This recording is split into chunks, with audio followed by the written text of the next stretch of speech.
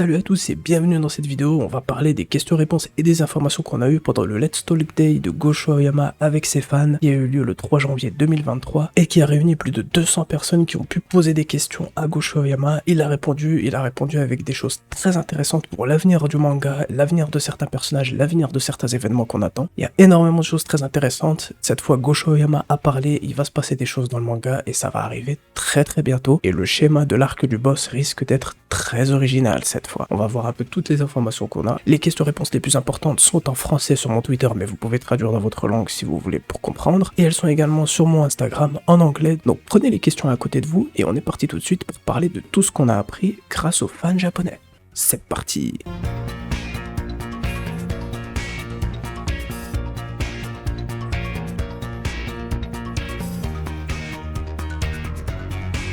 Alors déjà, on a une information pour le film 27, Gosho Aoyama a révélé les personnages principaux. Cette information, on peut pas vraiment la vérifier, on peut juste faire confiance aux fans japonais, puis on verra au mois d'avril, quand le film sera sorti, qu'il y aura eu le teaser, on verra si c'est réel, mais apparemment, il y aurait comme personnages principaux le trio Nagano, Morofushi Takaaki Komei, Hansuke Yamato, Yui Uehara et Kaito Kid. Le magicien du clair de lune va aussi faire partie du film apparemment, et apparemment Gosho Aoyama aurait aussi donné des mots clés, des indices sur le film, et il aurait dit les mots insecte et ferme. Ça, on n'est pas sûr à 100%, mais apparemment c'est ce qu'il aurait dit. Pour l'instant, tout ça, ça reste des informations incertaines. Tant qu'il n'y a rien d'officiel, tant qu'on n'a pas vu vraiment sur quoi portera le film, on peut pas être sûr à 100% que c'est vrai, mais ce serait très intéressant pour enfin avoir Komei dans un film qui a complètement été oublié dans le film 13 et dans le film 25. Peut-être que c'est volontaire, mais logiquement cette fois, il va enfin apparaître, et ça expliquerait pourquoi il y a eu des goodies avec le trio de Nagano très récemment postés sur Twitter. On passe à quelques petites informations données par Gosho Aoyama. Par exemple, Jin mesure 1m90, donc Jin est colossal, il est gigantesque. En termes de taille, il a une belle rivalité avec Kuroda Hyue. Gosho a également dit que Yukiko aime les lunettes et que 80% de l'apparence de Subaru est due aux compétences qu'elle a. Et on sait qu'elle aime beaucoup Akai Shuichi, je me demande ce que Yusaku en pense. Et puis le classique, Gosho Aoyama a expliqué que la connaissance de la langue russe et d'autres langues de Conan lui viennent de son père qui lui a appris tout ça, évidemment,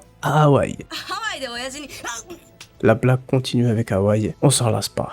Pour les questions-réponses, il y en aurait 40 pour le moment qui ont été traduites. Il peut y avoir des erreurs dans la traduction, ce sont les fans qui ont pris des notes et qui ensuite ont partagé ça sur Twitter avec un hashtag spécial que Gosho Aoyama a donné aux fans, donc Gosho Aoyama doit traîner sur Twitter pour regarder les impressions de ses fans et ce qu'il partage, parce qu'il a également demandé aux fans de garder certaines informations secrètes, comme pour le film 27, ou également pour ce qu'il a dit par rapport à la Tea Party. Donc on va surtout dans cette vidéo parler des informations les plus importantes, on va pas s'attarder sur toutes les questions parce que de toute façon je referai une autre vidéo sur toutes les questions-réponses, toutes les informations qu'on a une fois qu'on aura pu tout traduire grâce à la version officielle qui risque d'être postée dans quelques semaines. Comme ça au moins la traduction sera meilleure et on sera sûr des informations qu'on a. Tout d'abord, un fan a dit à Gosho qu'il a déjà pensé à la fin de Détective Conan, mais qu'en est-il de Magic Kaito? Et Gosho a dit qu'évidemment il a aussi prévu la fin de Magic Kaito. Donc ça rassure, après la fin de Détective Conan, Magic Kaito aura aussi sa fin. Et Gosho Aoyama a également dit qu'il était temps pour la mère d'Aoko d'apparaître. Et on sait qu'en 2011, Gosho Aoyama avait dit que la ressemblance entre Shinichi Kudo et Kuroba Kaito n'était pas une coïncidence, qu'il y avait une raison à cela. Ça fait depuis 2011 qu'on attend, on va peut-être avoir des réponses bientôt, ou quand Détective Conan sera fini, on aura les réponses dans Magic Kaito, mais de la manière dont Gosho l'a dit, la mère d'Aoko va apparaître et ça va peut-être nous aider à comprendre un peu plus pourquoi est-ce qu'ils se ressemblent autant. Même si on pourrait déjà faire quelques théories et vite comprendre, ça fait jamais de mal de le voir sur une page dessinée par Gosho Aoyama. Ensuite, Gosho Aoyama dit que dans le film 25, il y avait une scène où Kazami enlevait le collier bombe à Amuro, mais elle a été supprimée parce que le film était trop long. Bon, personnellement, je trouve qu'ils auraient pu caler cette scène en 5 secondes, juste au moment où Amuro enlève le collier et qu'on voit Kazami qui est complètement fatigué. À ce moment-là, on aurait pu voir quelques scènes rapides quand il lui enlève le collier, mais bon, c'est pas grave, c'est le choix qu'ils ont fait. Un des fans a dit à Gosho Aoyama qu'il voulait voir Sonoko sans son serre-tête, pour l'avoir avec les cheveux détachés comme on l'a eu dans le film 23, et Gosho Aoyama a répondu quelque chose du genre « Vous voulez que je l'enlève une fois ?» On espère qu'on verra Sonoko sans ce serre-tête dans le manga au moins une fois parce qu'elle est très jolie sur le serre-tête, et ça ferait très plaisir de la voir comme ça, avec Makoto bien sûr. On a demandé à Gosho Aoyama quel était l'âge de Jin et Vodka. Gosho a dit « Laissez libre cours à votre imagination. On a eu la taille que fait Jin, on n'a pas besoin d'en savoir encore plus, plus il reste mystérieux, mieux c'est. » Pour le film 26, il a été demandé ce que Gosho Aoyama pouvait nous dire par rapport à Aibara, et il a dit qu'il a dessiné beaucoup de storyboards, pas tous les storyboards du film, mais beaucoup de storyboards comme d'habitude, et surtout vers la fin du film, il aurait dessiné les storyboards de toute une scène et apparemment ça choquera ou ça surprendra tous les fans qui la verront. C'est vrai qu'il dit souvent ça avec tous les films, mais là on parle de Aibara qui n'a plus été mise au centre depuis le film 5. Elle est enfin de nouveau mise en avant, ça fait plaisir. On peut pas comparer ça avec d'autres films, c'est la première fois. C'est comme Makoto et Sonoko, personne ne s'attendait à ce qu'on allait voir derrière le pansement. C'est peut-être simple comme scène, mais ça fait toujours un petit plus dans le cœur, ça fait plaisir à voir. Donc pour Aibara, on peut soit attendre ça avec impatience, soit avec crainte, parce qu'on sait très bien que quand ça concerne Aibara, Gosho aime énormément la traumatiser avec des souvenirs tristes ou avec la présence d'un membre de l'organisation. J'espère que cette fois ça sera quelque chose de positif, même si on la voit pleurer dans le trailer. En espérant qu'il n'ait pas dessiné toute sa famille avec ses parents et sa sœur derrière elle en arrière-plan, et elle qui pleure. J'espère que c'est pas ça, sinon on va tous pleurer avec elle. De toute façon, on va tous pleurer avec Aibara quand elle sera en train de pleurer. Il a été demandé à Gosho Oyama quel club les Detective Boys vont rejoindre au lycée. Il y a pas trop réfléchi, mais il a quand même dit que Genta devrait rejoindre le club de sport, Mitsuhiko sera assez populaire, et Ayumi sera mignonne. En gros, on voit à peu près ce qu'on a vu dans l'OAV9,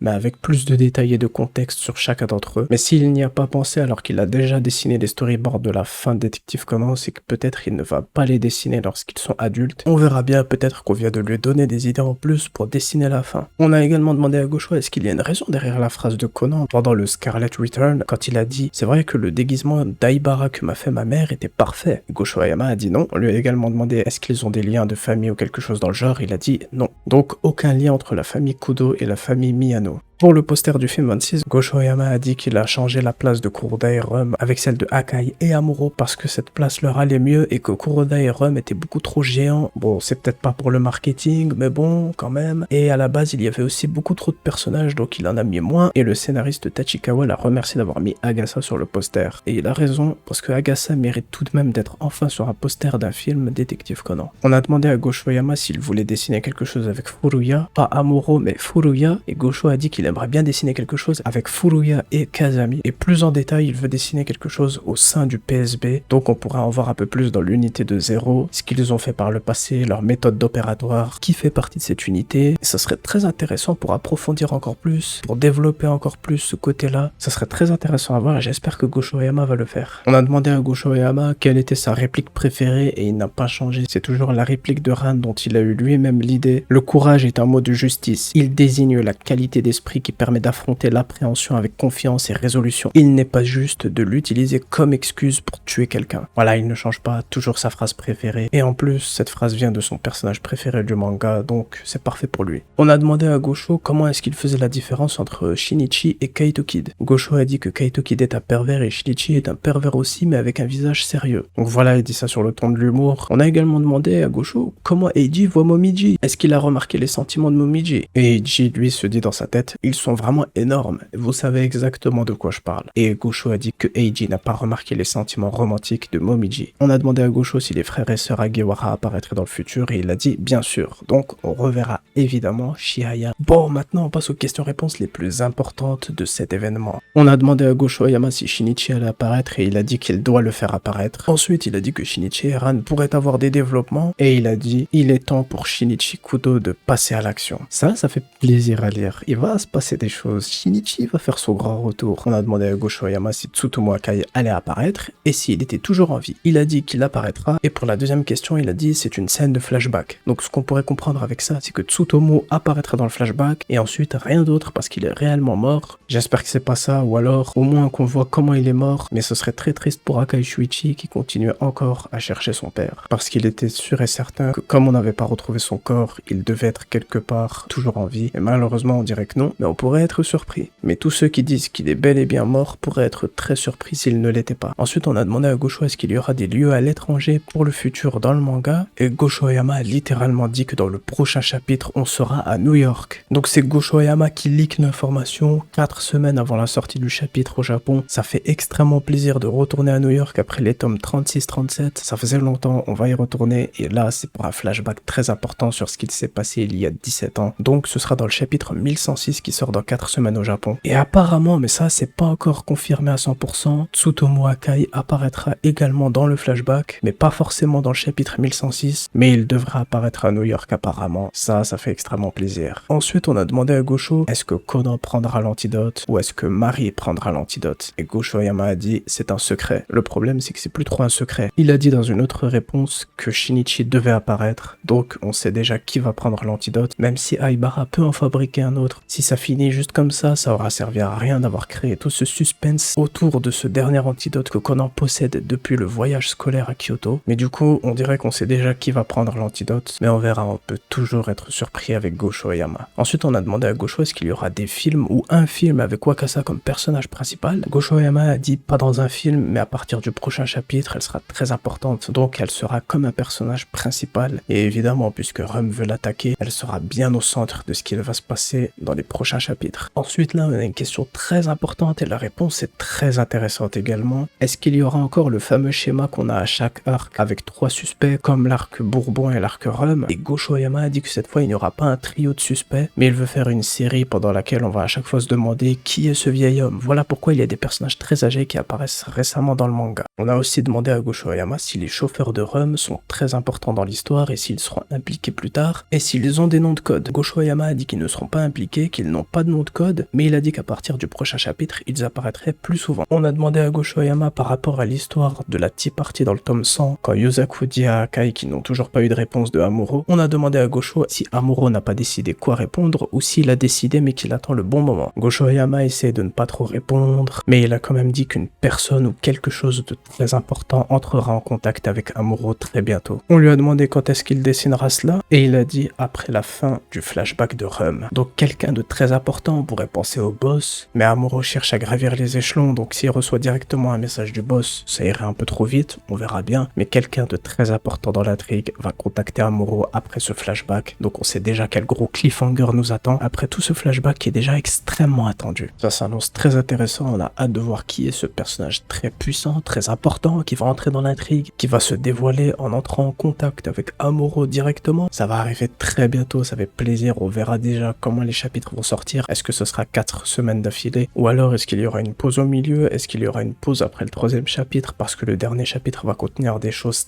très importante dans l'intrigue, on verra bien. Et voilà, c'est tout pour les informations et les questions-réponses les plus importantes qu'on a eues durant ce Let's Talk Day avec Gosho Oyama. Ça fait plaisir, on a beaucoup d'informations, on sent que les Japonais avaient beaucoup de choses à demander à Gosho Oyama, et il a répondu, il n'a pas essayé d'esquiver toutes les questions, il a essayé d'en esquiver 2-3, mais au final, il nous a donné beaucoup d'informations pour les prochains chapitres, donc on va attendre tout ça avec impatience. 2023 risque de commencer très fort pour Détective Conan. En tout cas, pour ce début 2023, on va se rendre à New York pour ce flashback et ça fait trop plaisir et j'ai hâte d'y être. Voilà, c'est la fin de cette vidéo. J'espère qu'elle vous a plu, j'espère que vous avez aimé un peu toutes ces informations qu'on a eues. J'espère que vous avez autant hâte que moi de voir les prochains chapitres, j'ai hâte d'y être. Ne vous inquiétez pas, il y aura des vidéos sur tout ce qu'on aura comme information sur les chapitres quand on y sera. Vous pouvez compter sur moi, je vous partagerai tout ce qu'on pourra obtenir pendant ce flashback qui s'annonce extrêmement fort. Et en plus, Gosho Oyama l'appelle le flashback de Rum. Donc ça va beaucoup tourner autour de Rum, mais aussi de Haneda Koji et Amanda Hughes, tout ce qu'il s'est passé il y a 17 ans sur ce mystère qui est là depuis quasiment le début du manga. Donc